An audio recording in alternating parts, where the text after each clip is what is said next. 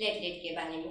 Platelet जो होती है इसकी नॉर्मल रेंज कितनी होती है, इसका शेप कैसा दिखेगा, इसका फंक्शन क्या है, प्लेटलेट इंक्रीज होगी तो इस कंडीशन को क्या बोलेंगे, डिक्रीज होगी तो इस कंडीशन को क्या बोलेंगे, इसके बारे में हम आज की क्लास में समझते हैं।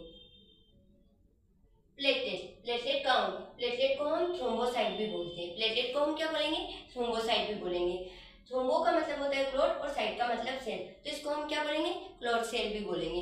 इसकी नॉर्मल रेंज होती है 1.5 से 4.5 लेक में होती है। प्लेटलेट की नॉर्मल रेंज कितनी होती है, 1.5 से 4.5 लेक में होती है। वैसे ही जैसे कि डब्ल्यूबीसी की होती कितनी थी, हजारों में थी, और आरबीसी की थी मिलियन में थी। तो सबसे ज्यादा जो होती है आरबीसी प्रेजेंट होती है, उसके बाद प्लेटलेट होती है, उसके बाद जो होती है डब्ल्यूबीसी होती है। डब्ल्यूबीसी क्योंकि हजारों में होती है। उसके बाद इसका शेप जो होता है इरेगुलर शेप, इसका शेप कैसा दिखेगा, इरेगुलर शेप दिखेगा।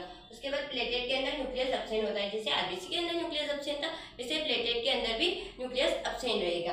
उसके बाद इसके फॉर्मेशन की प्रोसेस को क्या बोलेंगे, हम थ्रोम्बोपोइसिस बोलेंगे। इसकी लाइफ स्पेन कितनी होती है, 7 डेज जो होती है इसकी लाइफ स्पेन होती है। उसके बाद इसका फंक्शन होता है ब्लड क्लोटिंग, ये जो होता है ब्लड को क्लोट करने का काम करता है। जैसे आपको कभी चोट वगैरह लगी होगी तो तुरंत ब्लड आता है, उसके बाद जो होता है ब्लड जो होता है क्लोट हो जाता है, तो क्या के कारण हो रहा है, वो प्लेटलेट के कारण ही हो रहा है। उसके बाद प्लेटलेट इंक्रीज होगी तो इस कंडीशन को बोलेंगे हम थ्रोम्बोसाइटोसिस। ठीक है, प्लेटलेट इंक्रीज होगी तो इस कंडीशन को हम क्या बोलेंगे, थ्रोम्बोसाइटोसिस, और प्लेटलेट डिक्रीज होगी तो इस कंडीशन को बोलेंगे हम थ्रोम्बोसाइटोपिनिया। Thank you.